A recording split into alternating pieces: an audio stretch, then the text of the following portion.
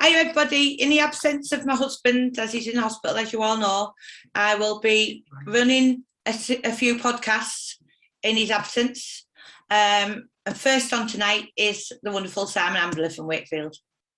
Hi Emma, love. How are you doing? You okay? Yeah, I'm fine. How are you, love? Great. Well, how's Brian? He's in the best place, so he's getting after, but he's been. I'm glad. Yeah. So he'll get there because he's got the strength to do it, and he's got you as an angel. So I think he'll be all right. Bless you. Yeah. So his sister Kathleen's been helping me a lot, so it's been great. So Brilliant. As long as you've got that support, that's all you need, isn't it? That support, and that's brilliant. So Simon, you were telling me earlier your dad's got a book. Yeah, he was a staunch NUM man. He was a miner, worked in miners as a miner all his life. And he brought a book out about the miners' strike, which was called A Coalfield in Chaos. And it details his year, getting arrested by the police, nicking coal, everything that he had to do, and then eventually getting blacklisted from the government. Yeah, that's the government. He was one of a handful of people in the miners that got blacklisted because he was a big NUM man who tried to keep everybody off. He saw it through to the end. Because I remember all that going on when I was younger. Was it Arthur Scargill and things? Arthur Scargill, yeah, he was the NUM man. Yeah. I'm a bit. I don't know how to take Arthur Scargill. My dad really liked him and idolised him, but I've heard a lot of things since about Arthur Scargill, what he didn't have the miners' interests at heart. So, I'm 50-50 on it. Because I remember him I was only young, I remember him being really outspoken and really loud on the TV, wasn't he? But it was terrible what they all went through, wasn't it? With Yeah, I think Arthur got arrested, actually. It was in my dad's book. He got arrested one day. I think the only time he got arrested where the cameras were present, so the cameras could see him getting arrested. The rest of the time he was just behind the men, supporting them, as I was saying, supporting them. So I bet it was a really hard time for him, your dad, at that point, wasn't it? It was a hard time for him. It's detailed in his book, and I did read it. And my dad passed away in 2009. Right. Before he passed away, I asked him if I could bring it up to date and publish the book on Amazon, which we did. It's available now, and every penny goes to the NSPCC Childline, which is fantastic. Amazing.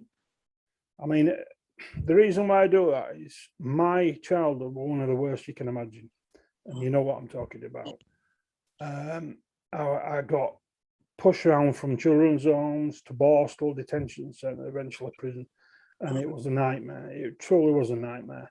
The only saving grace was meeting my current partner, Linda, and I've been with her since I was 18. Yeah. So, that's a saving grace for me. Yeah. Oh, that's horrendous, isn't it? So the book's called what, Simon? A Coalfield in Chaos, and it's available on Amazon, and every penny goes to Childline. NSPCC, which I will send you proof. I think I've sent you proof, so if AJ can put that up, that'd be fantastic. And I'll put links underneath this for the links for your dad's book. And that's lovely. Because of your bad childhood, you've chose that charity. Yes, Childline. Yeah, I think it's a fantastic charity. And look, around Simon and meeting your wife, and you've got a son, haven't you, who's a good rugby player?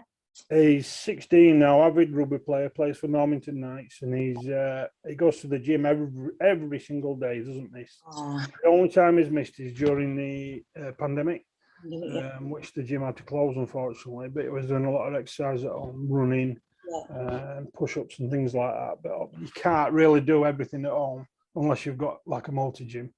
So when the gym opened back up, he was back on it, and he's now getting massive. I mean, I come down the other day, and he sort of like yawned, and his definition now is fantastic. It's really good. So I'm really proud of him. I'm proud of all my kids. I've got 3. My daughter, she's a nurse, custody nurse for West Yorkshire Police. My other son, he's got his own business, and this lad here, he wants to go to the RAF. So fantastic.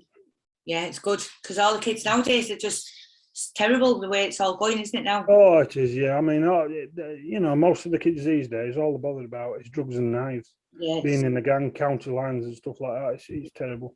Yeah, I was just talking about that with Kathleen the other day, county lines. I didn't know nothing about it. It's serious as well, serious. Oh, serious, yeah. They're coming from London to West Yorkshire, Middlesbrough. They are coming to Middlesbrough. They're going everywhere. Every police force has reported the county lines in the last 12 months. What is it exactly, Simon? What do the county lines? It's drug dealers. What they do is they send young children up into villages and towns in the north and things like that to sell the drugs. And then when they're sold it, they bring the money down. And you see, being a young child, they're not likely to be pulled up by the police, so they get away with it. And it's awful. It's destroying communities. It's killing people. A friend of mine, his son died because of it. And I think it's disgusting. I think it's terrible, and something should be done. Are they meeting the people online then and stuff like that? Is this how I don't know how they do it. I think it's just like when you've got an addict in a certain town, they all know somebody who can get the drugs, and then the word gets around quickly. And I think that's how it is. They quickly find them. Yeah. So it's awful. Like, I've got a friend of mine who's a heroin addict, and he's a lovely lad, really lovely lad. Yeah. And I'd love to get him out, but you know what I mean? It's hard. It's really hard because they've got to help themselves as well. They've got to want to push it. Yeah, they do. Yeah. Oh, I don't know. But we met a few months ago now. It was about, how long ago, Simon, was it? Oh, I can't remember. Was it last year now? Yeah, it was a bit. It's gone by so quickly. Yeah, we met quite a while back. I'd known Brian, not personally, but I'd seen him on TV on the McIntyre video, which I like the video. I like McIntyre, but the thing is, I mean, I speak the truth, and I will speak the truth throughout this video. Yeah. Brian didn't come off really well on that video. You know what I mean? It didn't come across very well. But the Brian that he is now, he's a totally changed man. He's a lovely man. He's got you as his angel, as a backup. And honestly, he's fantastic. Totally changed character. And I'd do anything. And I'll tell you something about yourselves. When I first met you, we'd hardly met, and I asked you for a book. A signed book, so I could give it to my son's rugby team as a raffle present. Yeah. And without hesitation, you sent it to me free of charge. Didn't charge me postage, and you both signed it. And I'll always be thankful for that. And that's lovely. That you're good people.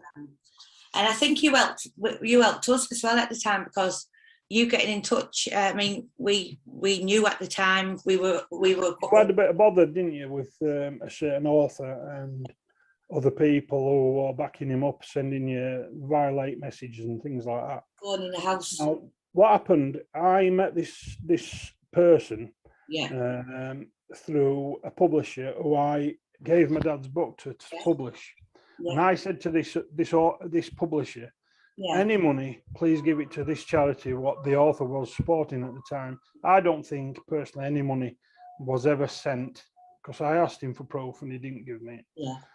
So I got my father's book back, but through association with this publisher, I met this certain author, and he was doing a couple of books about some notorious characters around Wakefield. And I dealt with them being in Wakefield, being in the shop. Nobody else would want to deal with him when he came in. I just didn't give a damn, because that's the person I was back then. And I dealt with him, and I found him all right. I really did. You know what I mean? And I met this certain wild character, Wakefield.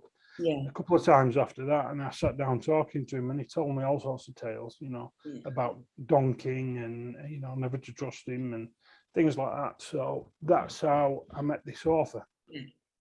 Now, through that, eventually we were talking on Facebook, and this author got me to ring yourselves, if you can remember. And I thought it was a bit of a joke, because I just put a funny Indian voice on, and I thought it was just a joke. But later on, this author, admitted to me on Facebook, and I've got proof, and I give you permission to use it. And he asked me, he told me that he got somebody to ring you up and threaten to burn your house down.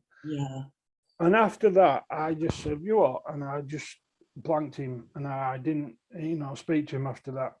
Yeah.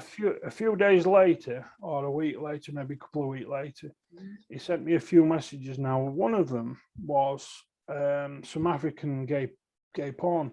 Yeah. And I just found it disgusting. You know, I'm not into anything like that. Yeah. And I found it disgusting. And again, I will give you proof and you can put it up. I'll give you permission I am to going to use it. put the screenshots that Simon's kindly give us, show the direct messages from the certain person to Simon, admitting to burn our houses down. Dale Bed and Hyde was another, wasn't he? Dale, yeah. This author just had a really bad bee in his bonnet about Dale. And he told me that Dale walked about with knuckle dusters and, you know, all sorts of tales. Yeah. Now, this author came to meet me in Wakefield. And again, I only speak the truth. I don't embellish anything. Everything I say will be 100% the truth. Yeah. He came to Wakefield and he seemed nervous. He was panicking. He looked scared of Dale Brendan Hyde.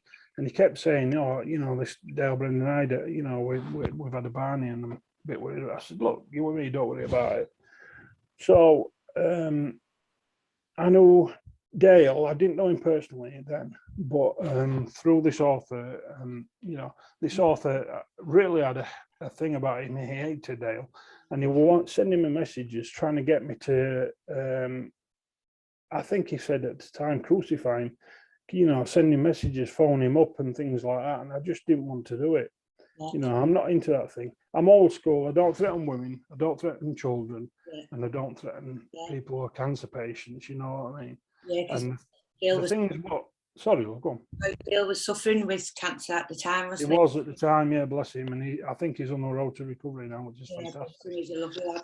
And after I met you and we got talking, and then I got talking to Dale and I told him what had happened. Yeah. Like I said, again, I talk the truth, whether it's, you know, going to create a problem for me or not, I tell the truth. Yeah. And eventually I got Dale to come and I got a couple of bucks off him for the rugby team. And I met him in person. He was a lovely bloke, really nice bloke, and I've spoken to him. He's really the two people that, and the people that he tried to turn you against, sort of thing, we've all become friends now, which is amazing. But we've got stronger through it. I can remember at that time when we were getting phone calls, I was picking the phone up and people were saying, I'm going to burn your house down, I'm going to come and rape you. And I remember you saying, and I'd got proof of that on Facebook messages. I mean, the thing is, I've even been attacked today by two people, the certain author and his wife, saying that I've been loading into this fake account called Dan something or other, sending them hatred messages online. But the thing is, what they don't realise is this: every message through Facebook is saved for up to 6 years, and they keep the IP addresses, the email addresses, the account details, everything.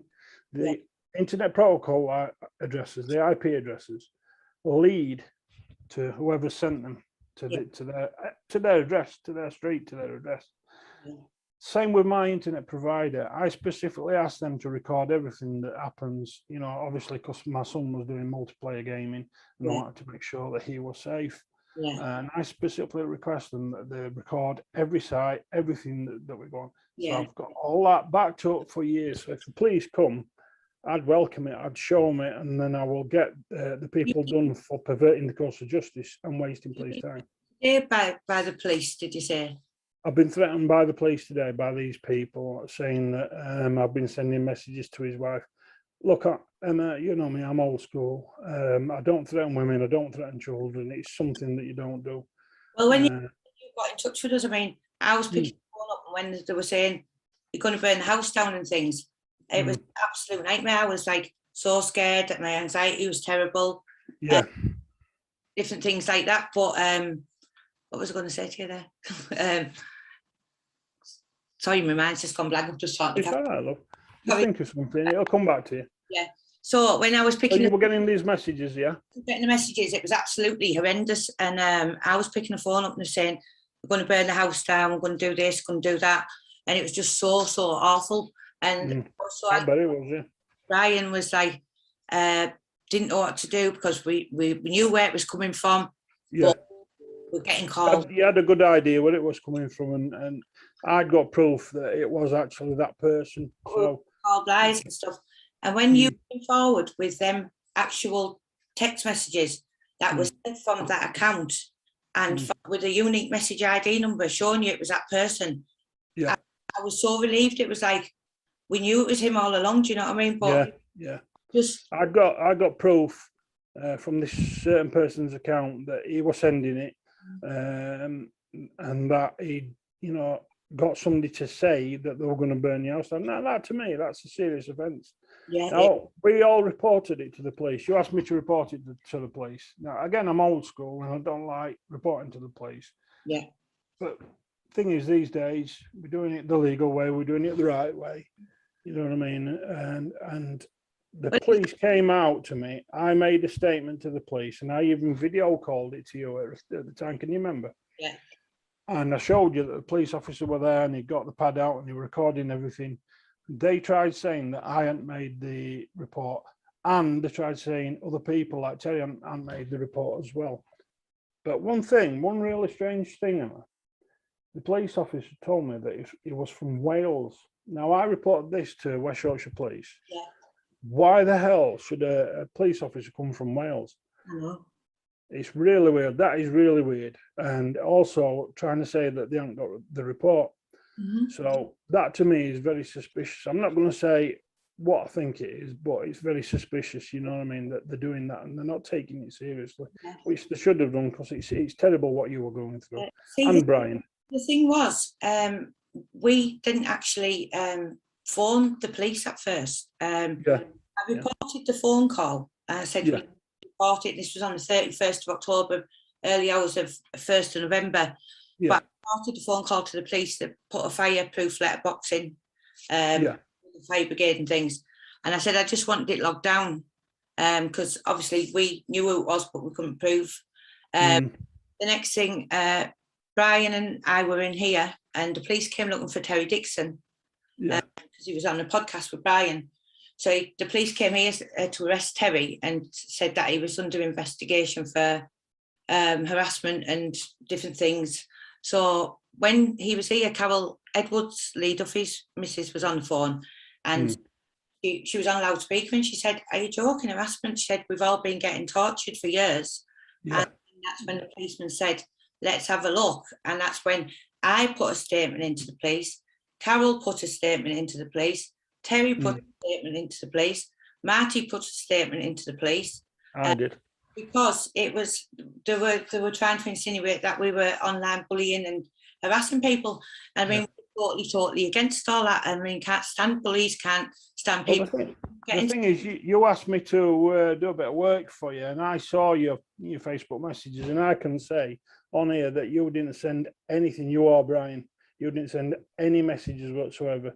So them saying that it's wrong, and it's a lie. Yeah, but it's just, it was like when it all come out, and then when you came forward with yours, and you even put a statement in, it was like the statements were lost, this, that, and the other. So obviously police didn't do anything with that.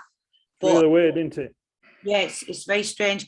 But it's just, you give us like some kind of closure on it, because we knew we weren't going mad, and we knew from. So, but what was it there you were asked to do when Brian answered the phone? I've got it on record, so if AJ can put it up on screenshot while we're talking. Basically, he did a couple of things. He asked me to phone Brian up and ask him for a fight. That's recorded. Again, I'm only speaking the truth. I'm not embellishing it. Everything's recorded. He asked me to ring Brian up for a fight, and then he asked me to ring somebody else up and do a funny voice, which I did. And they took it a bit all right in the end. I think they realised it was a laugh. And then he asked me to ring yourselves. Came to the person asking you, it was like, "Come on, fishy wishy, let's go cast your rod."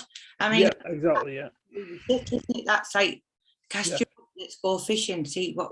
It's like quite sick. But the mad thing is, the person who was asking you to do it, we're talking about, I'd actually sent you a screenshot of Brian's telephone number out of contacts.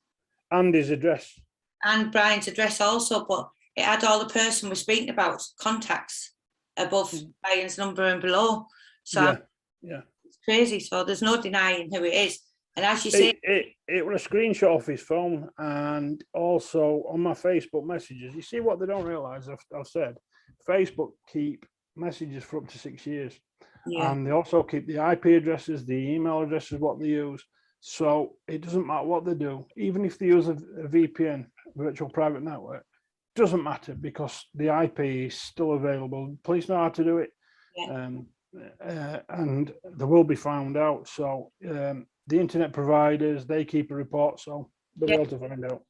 And each Facebook message has a unique Facebook messenger number, which you've It does, you're right. Every message has a unique number which can be traced back to the account holder, who's got the email address, the IP address, and everything. So it doesn't matter where it comes from, it can be traced back. You've got the unique message ID number who that account belongs to. I did. It also got on it where they'd admitted threatening to burn people's houses down, getting people to ring. And then I could see how shocked you were by your reply to that, and said, what have you got them to say? And then said it, you said, what, by phone? And I could see that's when you cut him off then, because obviously you read the serious stuff he was talking about. Yeah, I didn't speak to him again after that because to me that's serious. That's going down a really serious route, and you don't do it. Now, I thought the police would take that really seriously because anybody else had done it, they'd be arrested. Now, I don't know whether the police are punishing Brian for his past or whether there's something else a bit suspicious, if you know what I mean, what we can't say. But, you know, there's something not right there because it wasn't taken seriously. It was handed to a police officer who was finishing in a few months. And he was a PCSOF, I do believe, or something like that. Right. So it wasn't taken seriously when it should have been CID. Yeah, and I mean, I'd been in a house 5 years ago now. I was in intensive care, just with the carbon monoxide. So when were coming, I mean, I was absolutely petrified when you've been there. Bound to be, love. I mean, I once tried rescuing somebody from a house where we used to live in Featherstone, and the house was totally in flames.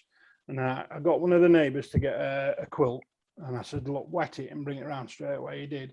Put it around me.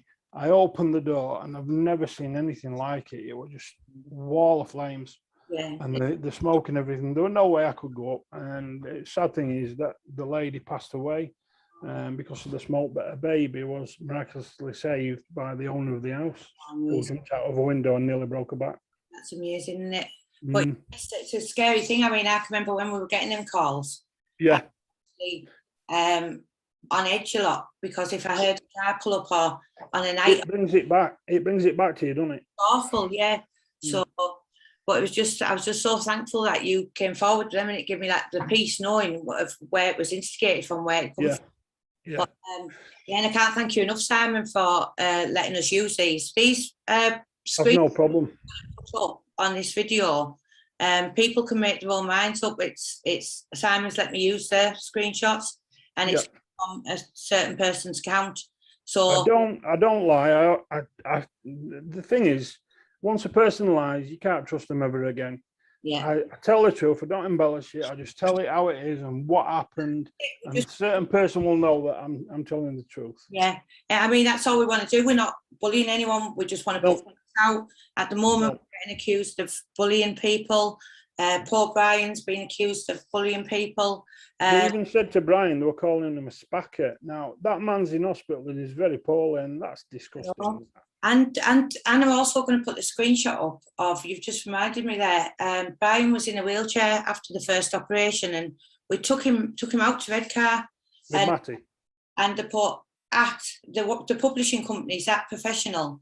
They put at Little Britain. Because Brian was in a wheelchair. Under their own account instead of making a fake account. At Little Britain, do you know what I mean? And Brian's obviously in a wheelchair. It's been a terrible time for him. So being used to being so strong and training every day like he was. I mean, something as sick as that. I mean, where's the bullies here? It's crazy. Yeah. But you're not the bully, I can tell you now, because you've done nothing. All you've done is defend yourself and tell the truth. You've tried to do it the legal way, and they've just not wanted to do anything, the police. And it's a very serious crime what they're doing. I know. But now he's in a hospital bed now. He has got clue about all this stuff that's going on. Mm.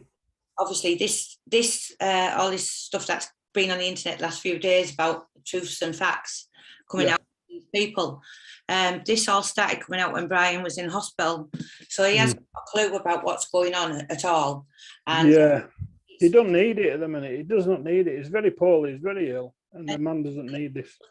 Like bullying anyone, he can't even hold a telephone at the moment. Do you know what I mean? So in ongoing tirade of harassment and abuse to people. And the thing is, as well, you haven't got time to do anything because you're running back and forward to the hospital. You're getting everything done for yourself. You're not, you know what I mean? You need to be looking after yourself as well, but look after Brian. Yeah. And I noticed earlier on when we spoke, you said you were tired, quite tired. So it's hard on you as well, isn't it? It's been really draining, but it's been, because obviously it's been nearly 10 weeks that since he had his last op, and now this, so it has been worrying, been a lot of like sat in hospitals a lot, worrying about Brian, obviously because he couldn't do much when he got out, but I believe that he's where he is now and isn't having to go through more of this torture that is going on.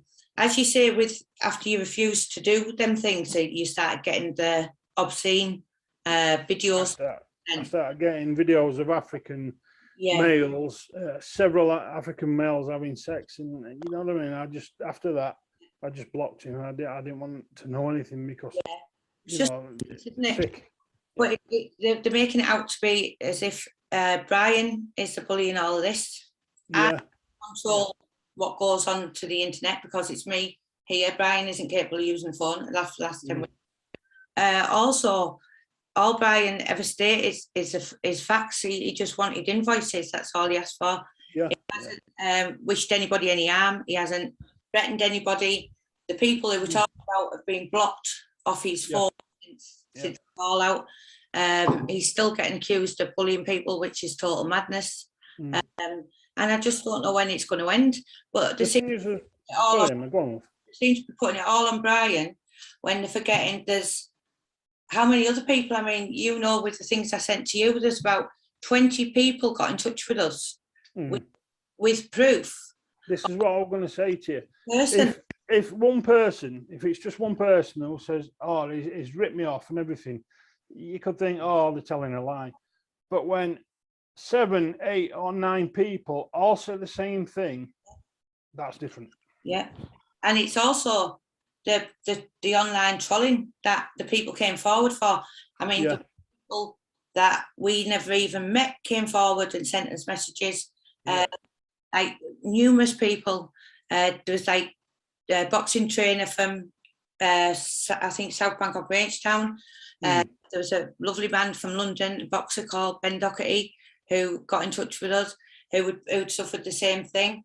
You got Big John as well, didn't you? Oh yeah, Carol Edward. Oh, fantastic, Carol Edward. You know, you've got some really good people on, and you've got that support there, and that's all you need, love, is just that support at the minute. Yeah, and we all sent us the screenshots of all what had been going on. And that was from the person's own phone number, and you can blatantly see the same happened to Dale when he tried to ignore it. He carried on getting abuse, and then the certain person recorded him when he eventually snapped because he was suffering with cancer and getting help by these phone calls, messages, saying, "I hope you die," and this and the other really terrible stuff. Which well, maybe he's put up with Dale, but it's like he snapped one day because he was threatening to do things to his dad, to his dog, and I'll do this, I'll do things on your grave when you die, Dale, and he's stressed enough.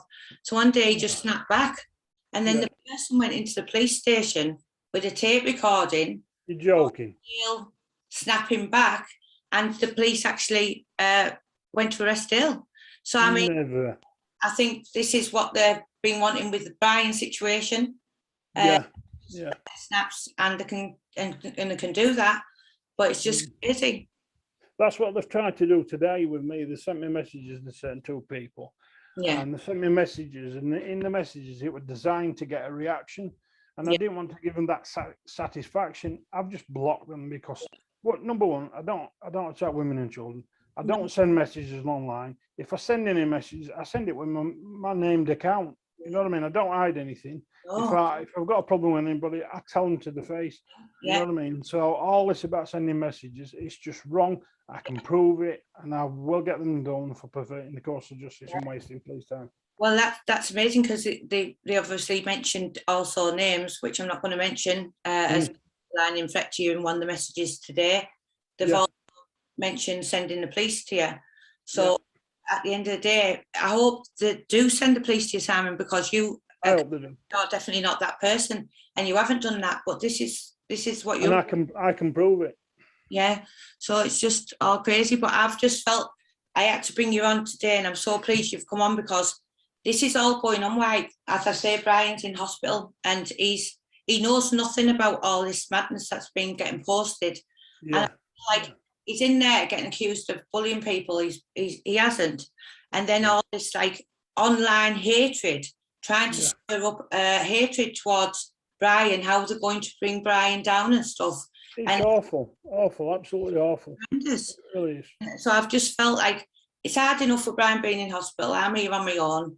There's even false accounts coming out on YouTube saying, "Oh, can't wait till so-and-so comes to your house and does you in. He's going to expose you." So I've been on edge because I'm here on my own. Do you know what I mean? With Don't worry about it. Don't worry about it. If anybody comes, just phone the police.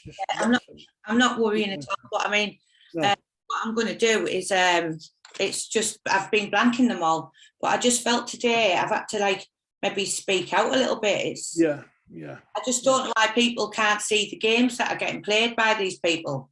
All we're doing is speaking the truth. We're not embellishing it. We're not making any lies. We're just telling the truth. I don't say anything that he hasn't done. And I've got proof for everything I say. I've got proof from my IPs. I've got proof from messages going back years from my Facebook. I'd probably give them to the police. Yeah. And like I said, you know, I'm not the one for them to attack, because I will be able to prove them wrong. I know. And one of the people has a prominent job in a certain place, which if they found out what they were doing, they would get the sack. And you know what I mean? Yeah. Absolutely awful. But I'm just so pleased you've come forward today, Simon, and spoke, because no problem. Like Brian's getting targeted when he's certainly not a bully. We don't condone bullying. We're totally against bullying. And when people are accusing you of being internet trolls and on about bringing your husband down who's in hospital, who knows nothing about it, I felt like we've just got to get some facts out and show people and let people decide for themselves. So let the people see what's being sent to us and just make their own decisions. I'm not forcing anybody to turn against anybody or to stir towards them. I just wanted these facts to come out so people can see what we're up against, and then it's up to them what they want to believe, isn't it? It is, yeah. But I initially liked him. I mean, I'm a person. When I make a friend and they're a good friend, they're a friend for life, and I'll do anything I can for them. You know, I class you as friends, and I'll be there. I'll support you for whenever you want me. But you know, for him to do that, for that person to do that, what he's done, and to whip up hatred and get other people who don't know you, to phone you and say what they have done, it's anybody else would crack it. And I really honestly think that you're so strong for putting up with it, love. I really do. Well, that's one of the things that Dale was saying. He said, obviously, Simon, you're a strong lad, and you're not shy of like old-fashioned one-to-one or whatever it is. But like he said, you were a fighter, so, and he was like getting all these threats, like you were going to do this, that, and the other, and it's awful. It's just why would people do that? Do you know what I mean? I sort of explain my child. I don't want to go into it in great detail, but I got accused of doing many things. I got accused of doing arson, allegedly doing arson. I didn't do it. I allegedly beat people up, which, you know, I didn't do it.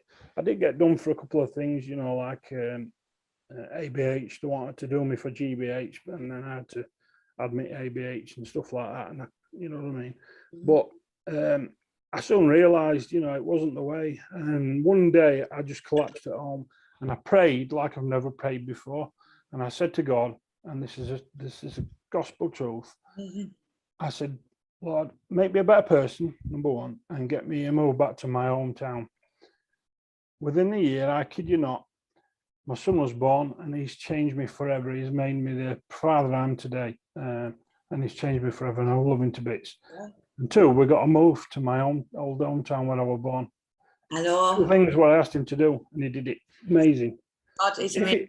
If you're asking, if people asking him to do, oh, can I win the lottery, Lord, please, he's going to ignore you. He doesn't do that. That's not how it works. Yeah.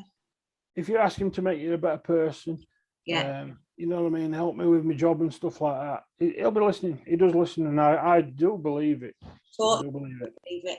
And I'll tell you a little story about my father. After my father died from cancer, in the end he was riddled with it.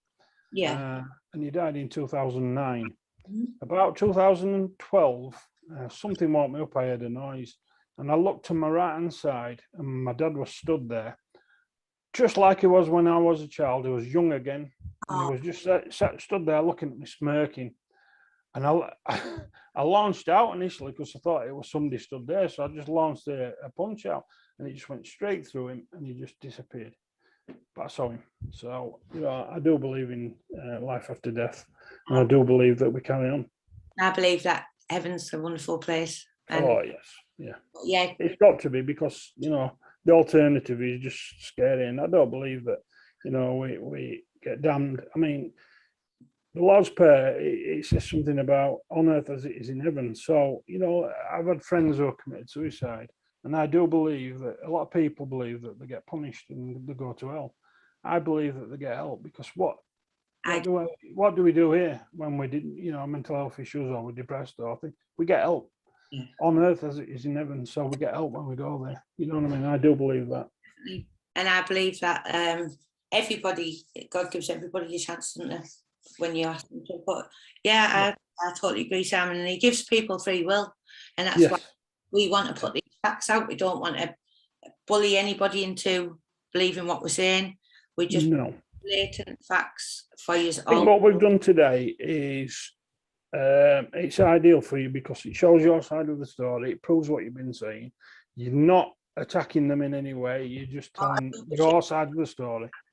And that's it. You know what I mean? And you can't do any more than that. People can make their own mind up. They can think I'm lying. I don't give a shit. I tell the truth, and I'll tell people what I think of them. You know, and like I said to you before, I did watch the McIntyre, and I didn't like the person that Brian was, but what he's become is totally different, and he's a lovely man. He is, and you know, he is. He is, and you're fantastic. You support him, and it's brilliant. He's got a good family. There's Carol and his sister, and the people like that. So it's fantastic. They're good people. Yeah, really. Yeah. Very good people, aren't you? But so I wasn't talking to Brian now. I'm talking to his sister. It's all right. I'd love to. I can't wait to have a chat with Brian on the podcast one of the days, because he'd be fantastic. I love talking to you. You know what I mean? And we're going to get the truth out today. Yeah. But I'd love to chat to you both one day. Yeah, definitely. We'll definitely do a podcast with you, because we've decided we're not going to let Brian know about all of this, because he's going through enough. I think that's best for now, because he's going to go through, like I say, he's going to go through enough, and it's going to be a long process for him, so he doesn't need the extra work. Yeah, I just felt like he's not here to actually say anything. So I just felt like people can, if they get facts out, truths out, and screenshots, which can't be denied, people can make their own mind up. I don't want to encourage anybody to call these people or to or whatever. All I want them to do is to see for themselves. Exactly. Yeah. And when he comes out, you know, I just wish him a quick recovery. Yeah. And I know he's got an inner line in him. He's a very strong man. Yeah, he is. Strong-willed, and he will get better, and he will be back. He will be back. Watch his space. He will be back. Brilliant. And thank you very much. You're welcome, sweetheart. I've enjoyed it. It's gone quick, hasn't it, really? Yeah, I don't know. How long's it been? Oh, it's gone ages. Like I said to you earlier on, I was going to do it naked, but I didn't want to scare you. I've got too fat belly for that. So. Oh, man. And your book links are going to be underneath this video for thank you, Dan. Dad's book that he did. And every penny goes to the NSPC's child line. So, and I'll put if you can put the proof up that I've been sending donations. I mean, the last payment I give them, I only got £2.75. It doesn't make much, the book. So I round it up and I give them a £5, you know what I mean? And that's what I do. Yes. So fantastic. It's an interesting subject about all the minors things. Yes. So the book link will be under here. And remember, it's all going to Childline, so it's going to help people, help children.